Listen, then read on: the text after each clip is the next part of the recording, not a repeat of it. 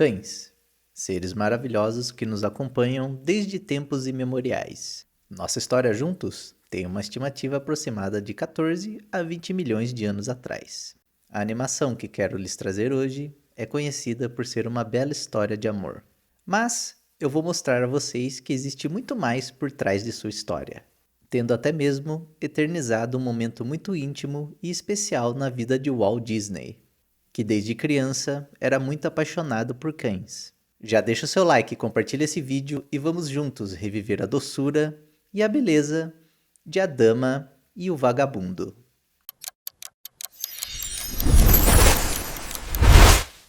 O filme começa com uma bela fala. Na história do mundo, há apenas uma coisa que o dinheiro não pode comprar: o abanar do rabo de um cachorro. E por isso, esse filme é dedicado a todos os membros da raça canina, sejam eles damas ou vagabundos.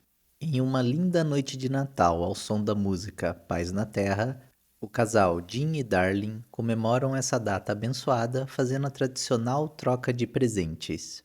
Darling está prestes a abrir uma caixa que dentro deveria conter um chapéu, mas ela se choca ao abri-la, já que dentro estava uma linda cachorrinha da raça Cocker Spaniel.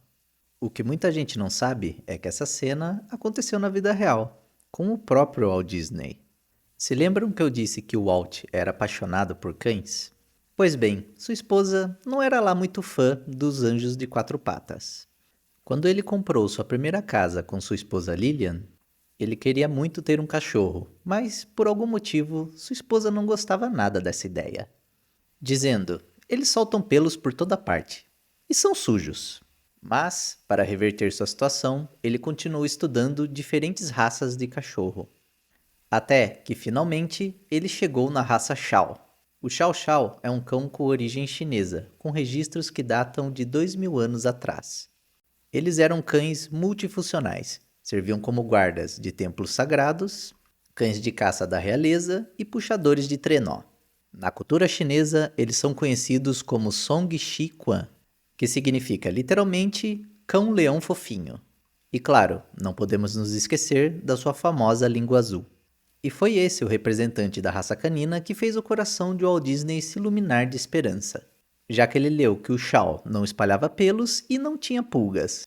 Ele acabou lendo isso para Lillian, que disse: se eu tivesse um cachorro, esse é o tipo que eu iria querer.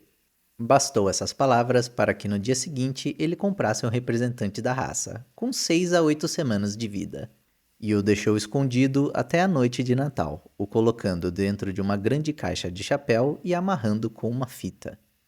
Colocou a caixa embaixo da árvore com os dizeres: para Lily, do Papai Noel. Ela fica completamente entusiasmada, achando que tinha ganhado um novo chapéu. E quando começou a desenrolar a fita, a caixa começou a se mover. E claro, isso a assustou. Walt relata que ela gritou na hora. Mas quando terminou de abrir a caixa, o pequeno Chow colocou a cabeça para fora. Ela ainda não sabia, mas a partir daquele dia, ele se tornaria o bebê dela, e a vida de Lily mudaria para sempre. Darling amou a surpresa que Jim havia preparado para ela, dando o nome de Lady à pequena cachorrinha. A primeira noite dela na casa não foi fácil, pois, assim como muitos cachorros, o que ela mais queria era ficar ao lado de sua nova família. Mas Jim queria que Lady se acostumasse a dormir num cantinho que foi preparado especialmente para ela, lá no andar de baixo, bem longe do quarto deles. A noite se seguiu com a pequena cachorrinha mostrando ter uma grande resiliência, se opondo muito à decisão de Jim de mantê-la longe deles. Entre várias indas e vindas, Jim cede e deixa ela dormir na cama junto com eles, afirmando que isso seria apenas pelaquela noite, coisa que não se mostrou verdade. 6 meses se passaram e agora Lady já é uma mocinha. E Jim comenta em um café da manhã com sua esposa que já está na hora deles arrumarem uma licença para ela.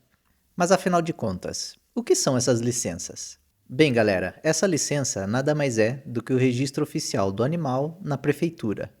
É um imposto que os donos de cães precisavam pagar na época, e que ainda existe em alguns países, para registrar que o animal tem um dono legal e que está com as vacinas em dia. Continuando, pouco tempo depois, Lady ganha sua licença e corre para mostrar aos seus amigos e vizinhos Joca e Caco. Os dois parabenizam Lady pela nova conquista, dizendo que agora ela já é uma moça crescida. É interessante destacar que nas primeiras versões de Adamo e o Vagabundo, os vizinhos de Lady seriam cachorros bem diferentes, Boris e Homer. O Boris seria um legítimo borzoi, também conhecido historicamente como galgo russo. No filme, ele é aquele cachorro muito alto, magro, de focinho longo e pelagem branca ondulada. A Disney foi genial na escolha da raça. Os Borzoi eram cães da antiga nobreza e realeza russa. A Disney usou essa imponência física e elegância natural da raça para criar um personagem melancólico, intelectual e filósofo. E por sua vez, Homer, que virou vagabundo, assim como sua versão futura, ele é um vira-lata. Nos primeiros rascunhos do roteiro, aprovado pelo próprio Walt Disney, o personagem foi batizado de Homer. Depois mudou para Hags, Bozo, até que finalmente Walt decidiu que ele se chamaria Vagabundo. A conversa entre os três foi breve, pois Jim assobia para Lady e os dois apostam uma corrida até em casa. Relaxando na lareira, Jim e Darling conversam como a vida deles mudou e se tornou ainda mais completa com Lady nela. E Darling finaliza falando que não consegue imaginar nada que pudesse tomar o lugar dela em seus corações. Será mesmo? Dormindo dentro de um barril em uma estação de trem, finalmente Vagabundo entra na história. Nós acompanhamos a manhã dele, que por sua vez nos mostra toda a sua malandragem e jeito leve de se viver a vida sendo um cachorro de rua.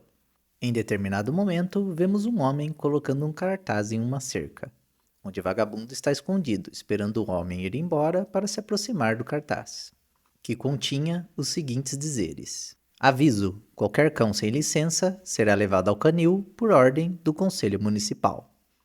Ele dá uma conferida atrás da carroça em que o homem conduzia e vemos que o mesmo já conseguiu capturar 2 cães, um Cocker Spaniel inglês e um Bulldog americano. Vagabundo salva os 2 cães que iriam parar no canil, distraindo o homem que começa a persegui-lo. Toda essa confusão os leva até o bairro de Lady, e é lá que o homem desiste. Deslumbrado com aquela paisagem, ele se pergunta o que os cães fazem para se divertir ali. Joca e Caco vão até a casa de Lady para visitar a amiga, e a vê encolhida, muito triste, em um canto de fora da casa. E a perguntam o que aconteceu. Em um rápido flashback, vemos que Darling e Jim têm reações incomuns em relação a Lady. Primeiro, Jim a chama de cadela em uma conversa com sua esposa, e ela afirma que isso nunca havia acontecido. Da mesma forma que, ao chamar a atenção de Darling para brincar, ela acaba a atrapalhando em seu crochê. E por conta disso, Lady acaba levando um tapinha de atenção, explicando que aquele tapa não doeu, mas que novamente aquilo nunca havia acontecido.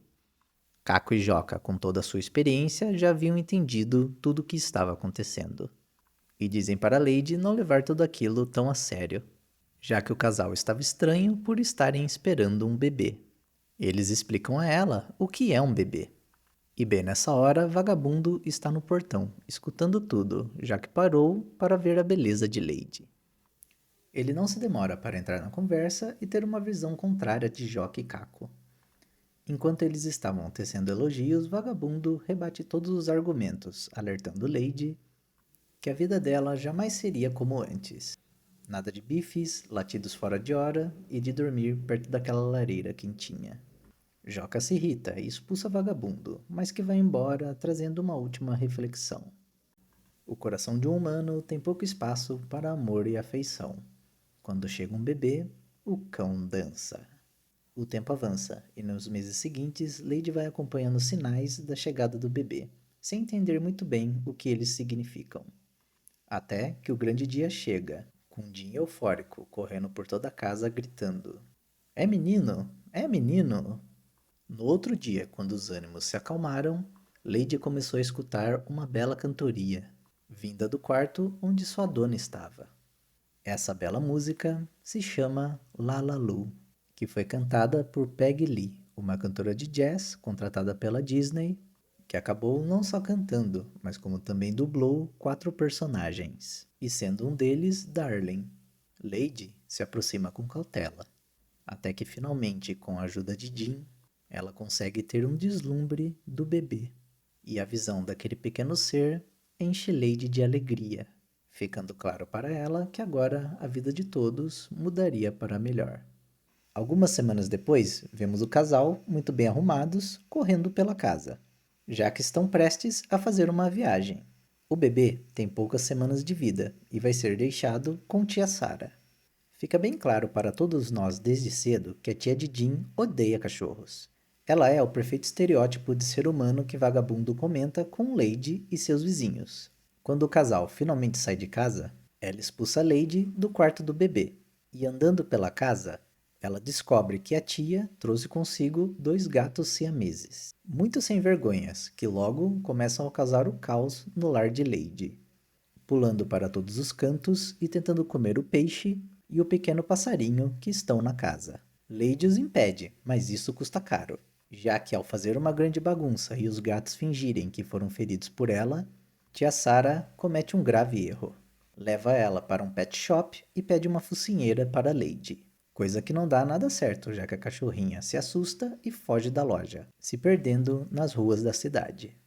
Sem saber para onde ir, ela acaba caindo no território de 3 cachorros que começam a persegui-la.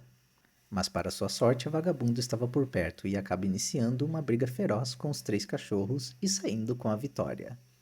Ele procura resolver o problema de Lady, a levando para um zoológico, onde, com sua malandragem, consegue entrar no local, distraindo 2 humanos e convencendo um castor a ajudá-los. Saindo do zoológico, o vagabundo explica para ela que isso aconteceu devido a ela ser de apenas uma família, e explica as vantagens de ter mais de uma, mostrando a sua agenda semanal. Todo esse passeio os acaba levando até o Tony's, onde, exatamente aqui, temos uma das cenas mais clássicas das animações. A famosa cena do espaguete ao som da melhor música do filme, chamada Bella Notte. O que muitos de vocês não sabem é que essa cena quase que não foi para a versão final do filme. Quando os roteiristas e animadores sugeriram a cena de Lady Vagabundo dividindo um prato de espaguete ao som de Bella Notte, Walt Disney vetou a ideia na hora. Ele achava que a cena seria um desastre. Na cabeça dele, a cena de 2 cachorros comendo macarrão com almôndega parecia porca, bagunçada e totalmente ridícula, e não romântica. Ele dizia: "Vocês já viram cachorros comendo? Não tem como ser gracioso." Porém, o lendário animador Frank Thomas não aceitou o não do chefe. Ele estava convencido de que a cena tinha o potencial para ser pura magia. Escondido e sem autorização oficial, Frank Thomas passou semanas sozinho, desenhando e animando um teste bruto de como a cena funcionaria.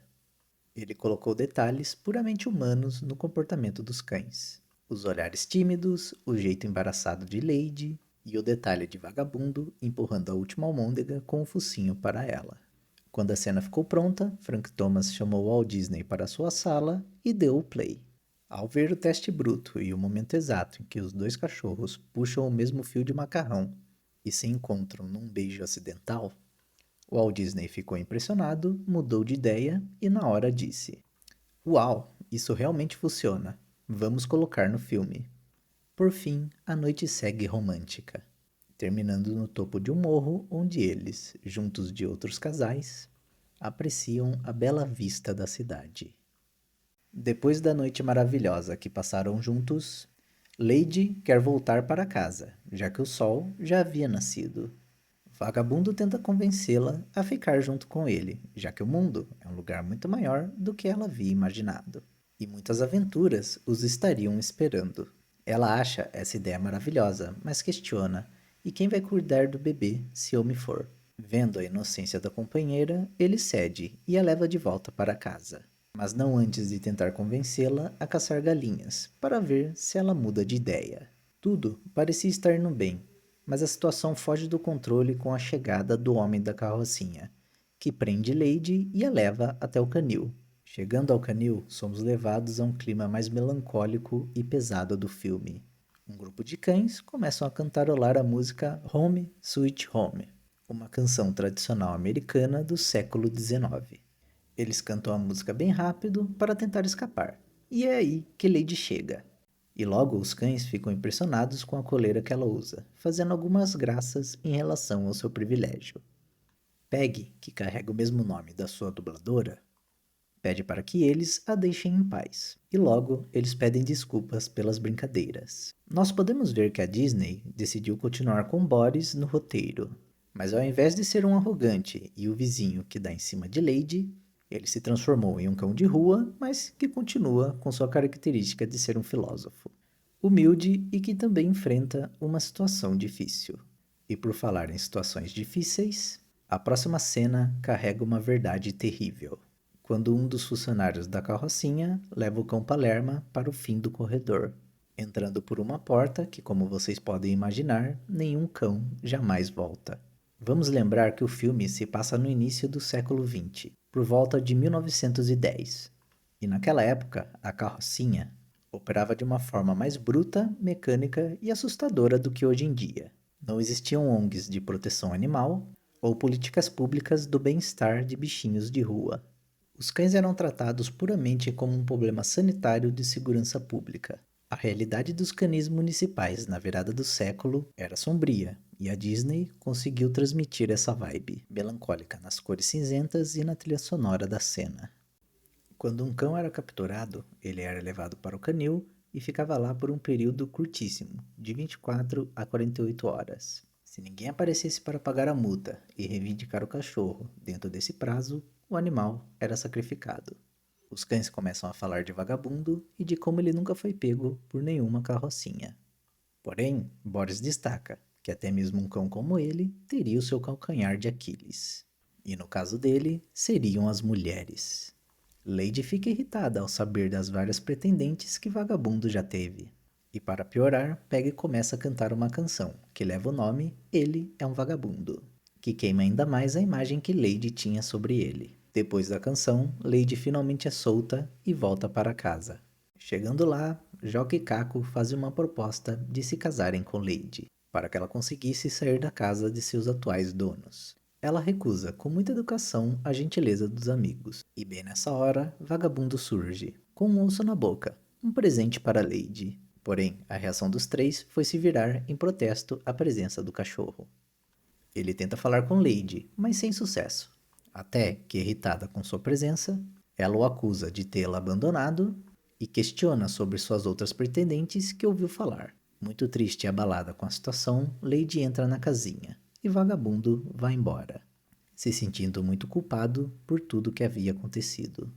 Naquela noite chuvosa, poucos minutos depois que Vagabundo se foi, Lady pôde sentir uma presença indesejada e completamente terrível. No quintal de sua casa, esgueirando sobre as sombras, um grande rato ameaçador se movimenta sobre os cantos para poder entrar na casa. Lady acude o invasor, mas infelizmente ela está limitada por conta da coleira e não consegue prosseguir com seu ataque.